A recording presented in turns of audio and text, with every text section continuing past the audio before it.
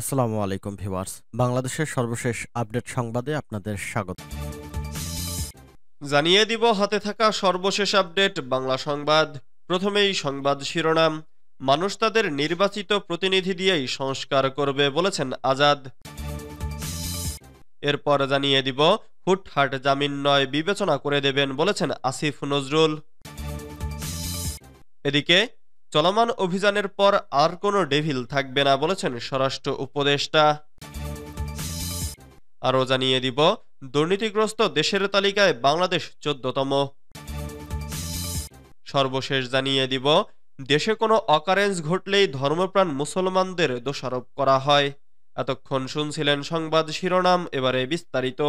তবে অনুরোধ থাকবে ভিডিওটিতে একটি লাইক করবেন এবং কমেন্ট করে জানিয়ে দিবেন কোন জেলা থেকে আপনি আমাদের এই ভিডিওটি দেখছেন।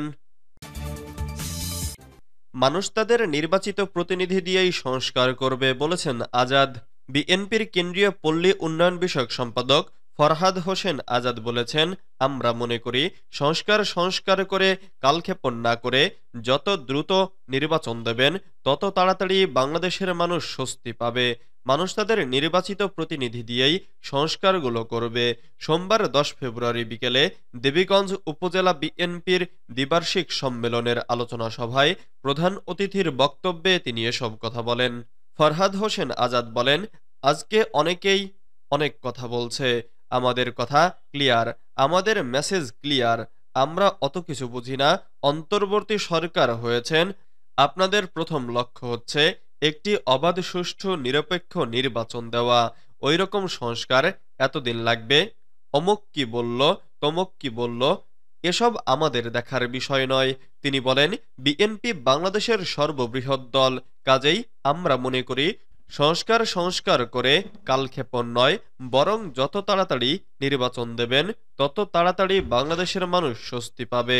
বাংলাদেশের মানুষ তাদের নির্বাচিত প্রতিনিধি দিয়েই সংস্কারগুলো করবে। তিনি আরো বলেন, স্বাধীনতার 53 বছরে সংবিধান কি 17 বার সংশোধন হয় নাই? সংবিধান কি একবার সংস্কার হয়েছিল? 17 বার সংস্কার হয়েছিল, কাজেই কোনো ধোঁয়াশা নয়।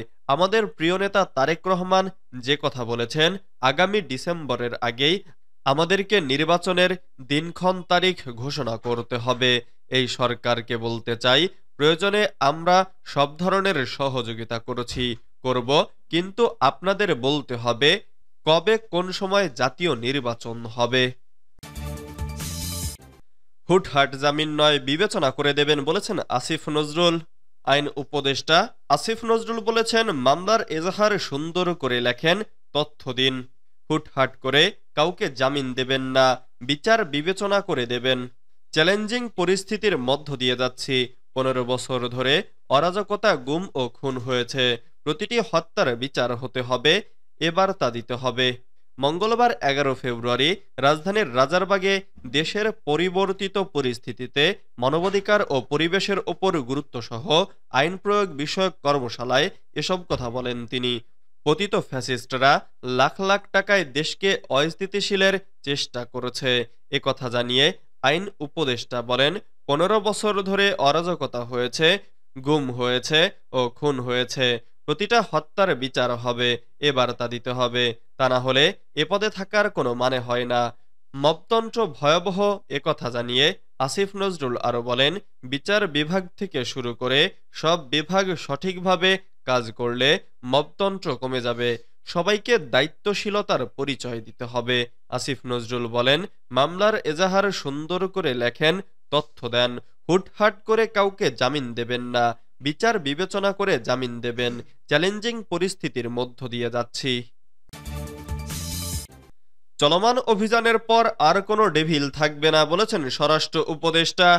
ফ্যাসিবাদ বিদায় নিলেও তাদের দোসররা দেশবিরোধী ষড়যন্ত্র করছে মন্তব্য করে স্বরাষ্ট্র উপদেষ্টা জাহাঙ্গীর আলম চৌধুরী বলেছেন, চলমান সন্ত্রাস বিরোধী অভিযানের পর দেশে আর কোনো ডেভিল থাকবে না। মঙ্গলবার 11 ফেব্রুয়ারি সকালে রাজধানীর রাজারবাগে মানবাধিকার ও পরিবেশ বিষয়ক কর্মশালায় তিনি এসব কথা বলেন। স্বরাষ্ট্র উপদেষ্টা বলেন, গণ অভ্যুত্থানে জড়িত কোনো আসামি যাতে জামিনে মুক্তি পেয়ে দেশকে অস্থিতিশীল করতে না পারে, সেই দিকে সংশ্লিষ্টদের বিশেষ নজর দিতে হবে। বর্তমানে তারা নৈরাজ্য সৃষ্টি করে তাদের অবস্থান জানিয়ে দিচ্ছে। এ অবস্থায় ফ্যাসিবাদ বিদায় নিলেও দোসররা দেশবিরোধী ষড়যন্ত্র করছে উল্লেখ করে আইনশৃঙ্খলা বাহিনীকে সতর্ক থাকার নির্দেশ দিয়েছেন জাহাঙ্গীর আলম চৌধুরী। তিনি বলেন, কোনো সন্ত্রাসী ফ্যাসিবাদের দোসর যেন জামিন না পায়, সতর্ক থাকুন। তারা জামিন পেয়ে আবারও অপরাধে জড়াবে, সেটা কোনোভাবেই কাম্য নয়। চলমান সন্ত্রাস বিরোধী অভিযানের পর আর কোনো ডেভিল থাকবে না জানিয়ে জাহাঙ্গীর আলম বলেন, এরই মধ্যে উল্লেখযোগ্য অপরাধীদের গ্রেফতার করা হয়েছে। সবাইকে আইনের আওতায় আনার জন্য সরকার কাজ করে যাচ্ছে।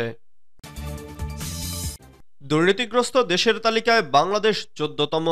বিশ্বের ১৮০টি দেশের মধ্যে সবচেয়ে দুর্নীতিগ্রস্ত দেশের তালিকায় বাংলাদেশের অবস্থান ১৪তম বলে জানিয়েছে দুর্নীতি বিরোধী আন্তর্জাতিক সংস্থা ট্রান্সপারেন্সি ইন্টারন্যাশনাল। স্কোর হিসেবে বিগত ১৩ বছরের মধ্যে এটি সর্বনিম্ন। দুর্নীতিগ্রস্ত দেশ হিসেবে বাংলাদেশের স্কোর হয়েছে 23। সমান স্কোর নিয়ে বাংলাদেশের সঙ্গে একই অবস্থানে রয়েছে কঙ্গো ও ইরান। তালিকার উচ্চক্রম অনুযায়ী বাংলাদেশ ১৫১তম অবস্থানে রয়েছে। মঙ্গলবার ১১ ফেব্রুয়ারি বেলা ১১টায় ধানমন্ডি টিআইবির কার্যালয়ে দুর্নীতির ধারণা সূচক ২০২৪ উপলক্ষে এক সংবাদ সম্মেলনে টিআইবি নির্বাহী পরিচালক ডক্টর মুহাম্মদ ইফতেখারুজ্জামান এসব কথা জানান।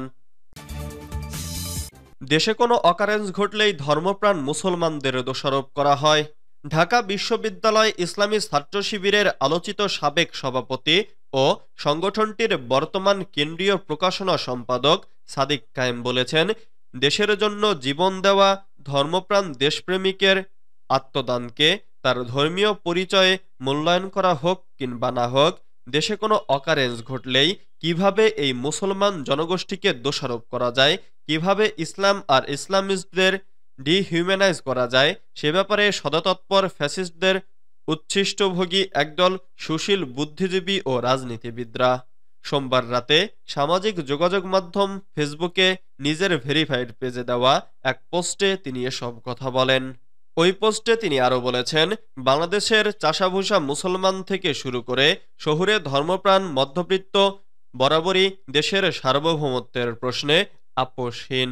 শাপলা মোদিবিরোধী আন্দোলন, জুলাই গণঅভ্যুত্থানের শহীদি নজরানা এই আপোষহীন চেতনারই বহিঃপ্রকাশ।